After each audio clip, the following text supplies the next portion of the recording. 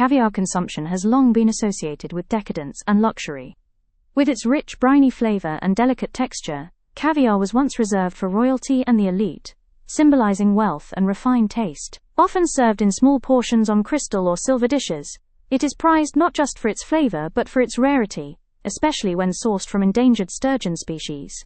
Even today, caviar remains a gourmet indulgence, featured at high-end events and fine dining experiences around the world, embodying a sense of opulence and exclusivity.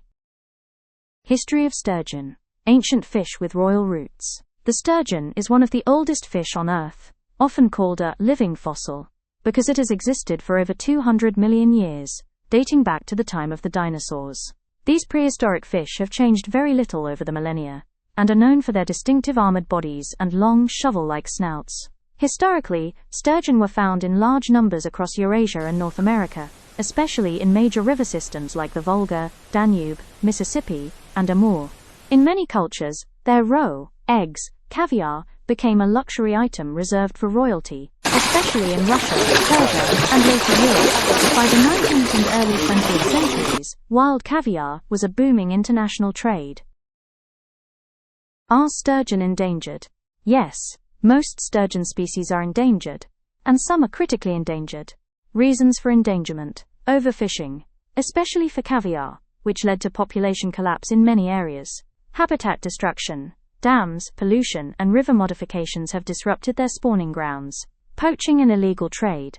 Due to the high value of caviar, black market fishing has harmed wild populations. Slow reproduction. Sturgeon take many years, 8 to 20 plus, to reach sexual maturity, so populations recover very slowly. Conservation status, IUCN. Out of the 27 sturgeon species, all are at risk. 16 are critically endangered, e.g., beluga, Yangtze sturgeon. Others are endangered or vulnerable. Conservation efforts, caviar farming, aquaculture, to reduce pressure on wild sturgeon. Protected areas and breeding programs. Fishing bans and trade regulations. River restoration projects.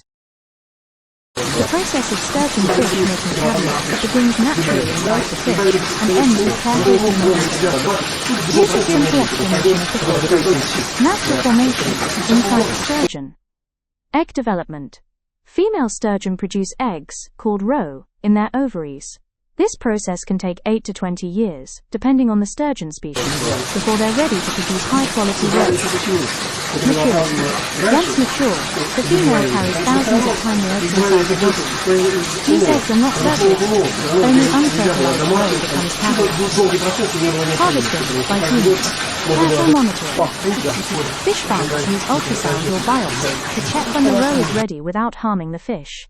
Egg extraction. There are two methods. Traditional method, lethal. The fish is euthanized and the ovaries are removed to extract the eggs. Sustainable methods, non-lethal. Techniques like stripping, massaging eggs out, or cesarean-like procedures are used to keep the sturgeon alive. Processing into caviar. Roe cleaning. The eggs are gently separated from tissue, washed, and inspected for quality. Salting. Eggs are lightly salted to enhance flavor and preserve freshness. This is called molossal caviar, when only a small amount of salt is used. Packaging.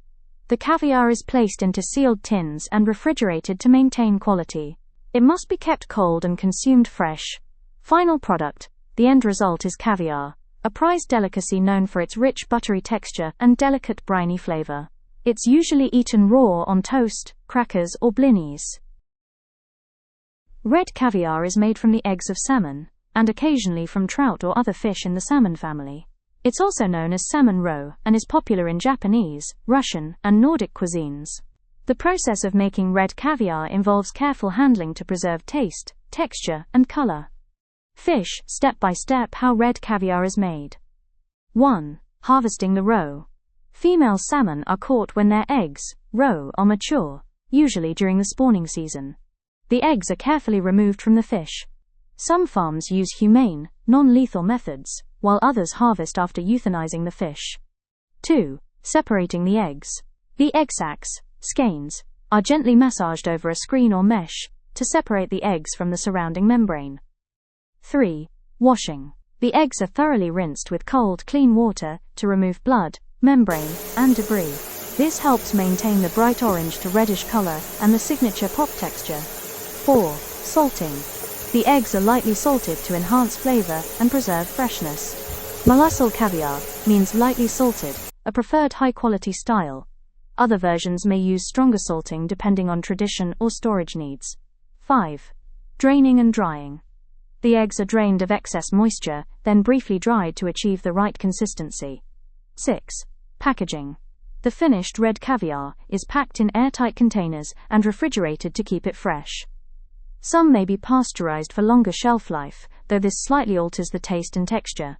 Fork and knife with plate. Final product. Red caviar has a mild, briny flavor, vibrant orange-red color, and a bursting texture when eaten. It's typically served on blinis, sushi, toast, or with sour cream and herbs.